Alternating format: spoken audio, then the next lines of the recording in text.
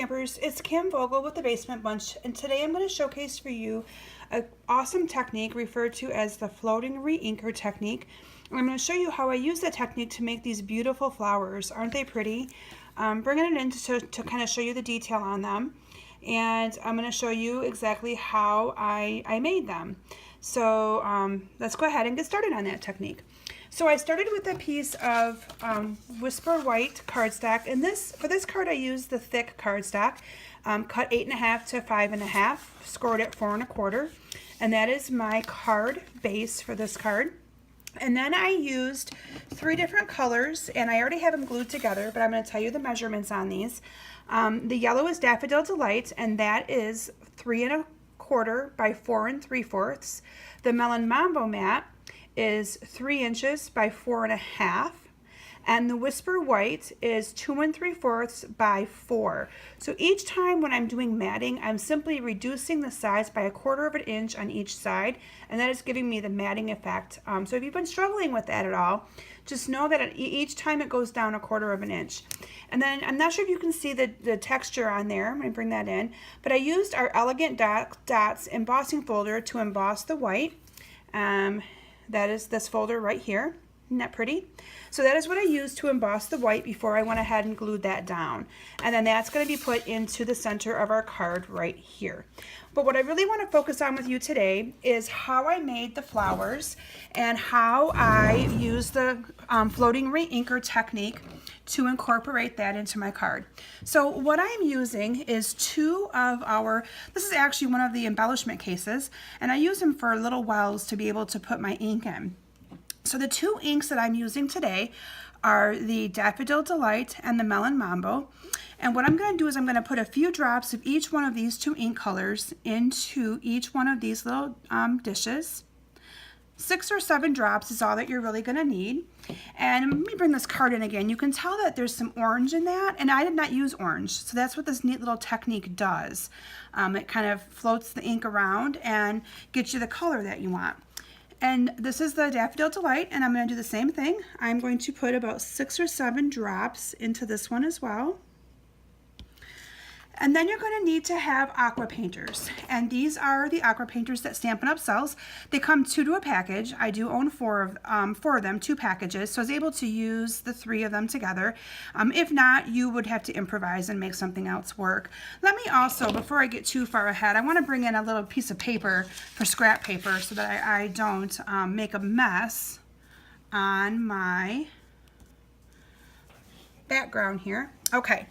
So I have 3 of these aqua painters, and one of them is what I'm going to be using for the Melon Mambo. One's what I'm going to be using for the Daffodil Delight, and one is just has water in it that I'm going to be using when I start to watercolor these flowers. So in advance, what I did is I went ahead and embossed in black embossing powder, and unfortunately Stampin' Up does not sell black embossing powder, but I still had some on hand. But you can get it at other craft stores. I feel that you really need the black on this to kind of make this card pop. So in advance, I have embossed 2 of the flowers from the Flower Shop stamp set. So this is the stamp set that I used, and I actually used the flower that is right down here, okay? So I wanted to be able to color that in and not have it already be all stamped. So that is the flower that I used. And I went ahead and I've already got those stamped. Let me push this up here. And embossed. So those are heat embossed with black embossing powder, and they're embossed on our shimmery white cardstock. I'm not sure if you can see the shimmer on that, but once these dry after we color them, it's going to have a little shimmer to them. So we do currently sell the shimmery white cardstock, and it's really nice on the finished product. You might not be able to see the detail, but it's really beautiful. So what you're going to want to do to get started is I'm going to actually add a little bit of water to each of these as well. And this is where you're going to have to play a little bit, because whatever you add is going to dilute the color. So I don't want to add too much, but you don't want to use it straight because it's going to be just a little too dark, I think. So there is the yellow. Let me put that there. And I'm going to do the same thing with our Melon Mambo.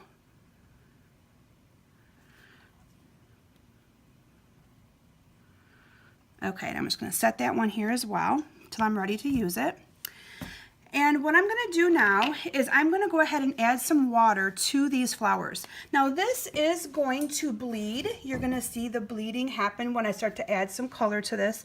That is okay, because what I'm going to do is I'm going to use the coordinating punch, the Pansy punch that goes with this, coordinates with this stamp set, and I'm going to punch them out. So you won't be able to see the bleeding after I punch them out. So I'm going to go ahead and add water to all of these petals, and you want to add quite a bit of water to them so that it kind of wells up a little bit.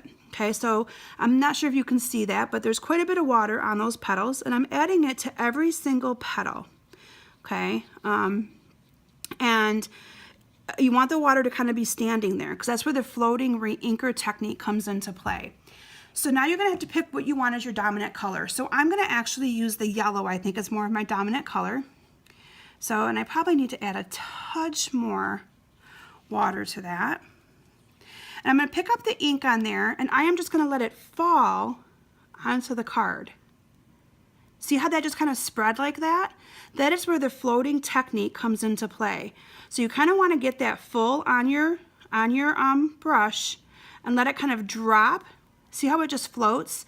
Look at that, how it's kind of just floating on there. Isn't that cool? I love this technique.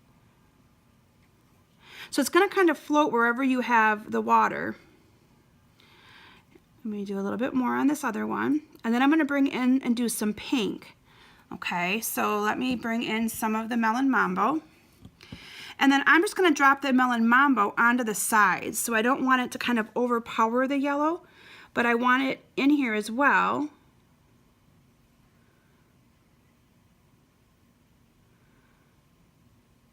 Okay, and you can move this around a little bit to fill in the white spots. See how that's going to kind of fill in? So you got to be a little bit careful with where the Melon Mambo goes so that you don't have it completely all, see the bleeding that's happening? Bleeding is completely okay because that is, when it dries, you're not going to see that anyway. And I'm just going to kind of fill in these gaps a little bit. You want all of the white, and this is where you can just kind of play with it a little bit, but you want all of the white to be filled in. Okay, so there's that one. And I'm going to continue with the other one as well. And then what I'm going to do is I'm going to heat set these to get them to dry a little bit faster so that you can see how I finish the card off. Oops, forgot to add the water to this one. So that would be a critical first mistake. You need water on the card. And again, it's quite a bit of water that I'm adding to this. I want it to be able to have that floating effect when I add that ink.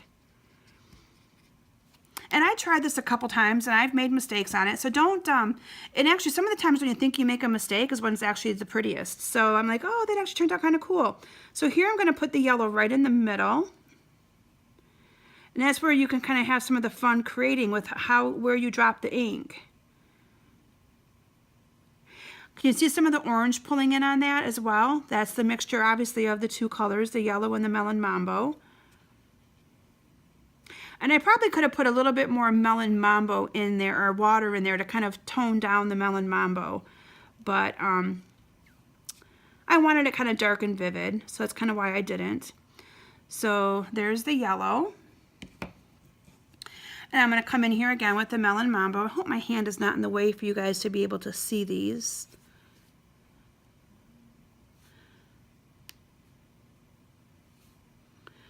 Just dropping the ink on there. Isn't that kind of fun to watch?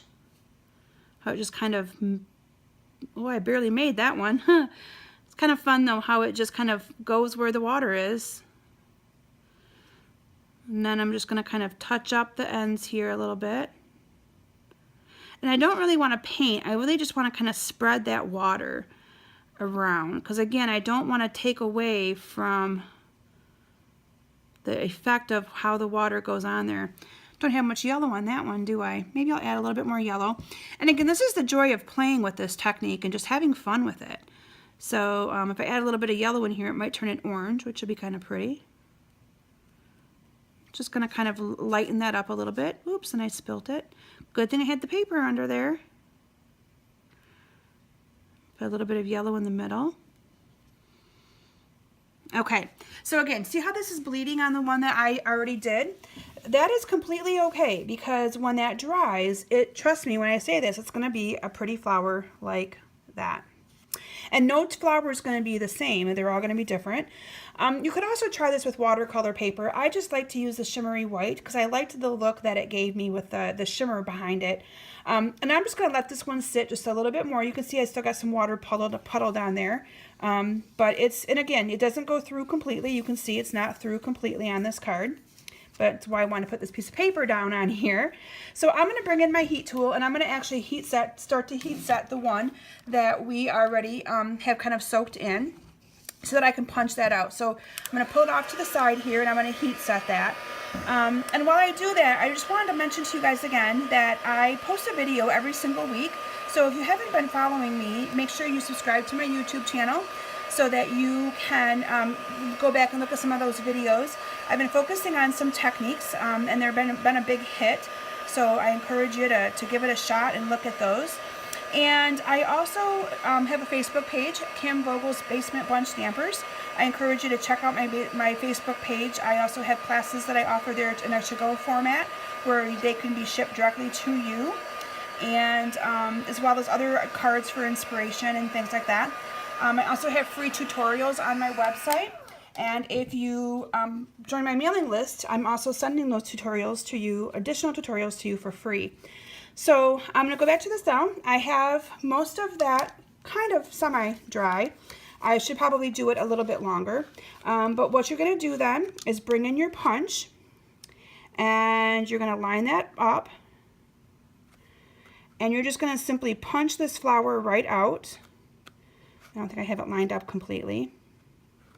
Bear with me here as I line her up. There we go.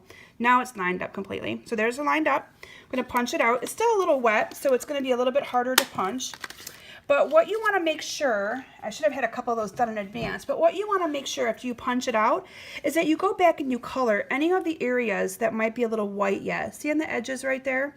So I'm just going to go back in and I'm going to touch those up because I want them all to be colored. And with it still being a little bit damp, you can see it's still absorbing that color perfectly. And if you want to go back in with a little bit of yellow, since this one is kind of like a yellowy orange down there, I'm going to go ahead and pull the yellow in. But you want to have all that white gone, okay? Look at how beautiful that flower is. And it's going to get even prettier as it dries some more. Again, showing you how it turns out. And then what I did is I went ahead and I topped the card or the flowers with our rhinestone jewels for a little pizzazz. And then I stamped my sediment, and I forget which stamp set I used. I meant to grab it and forgot, but I will make sure I have it on my blog. In my list of supplies that I've used for this card, I will include the stamp set that I used. And the size of these two pieces, the Melon Mambo is 1 3/4 by 2 1/4, and the white is 1 1/2 by 2. Again, it's the 1/4 of an inch rule. Each one's a 1/4 of an inch different. So anyway, I hope that you have enjoyed this awesome floating re-inker technique today. And I encourage you to give it a try with other colors as well.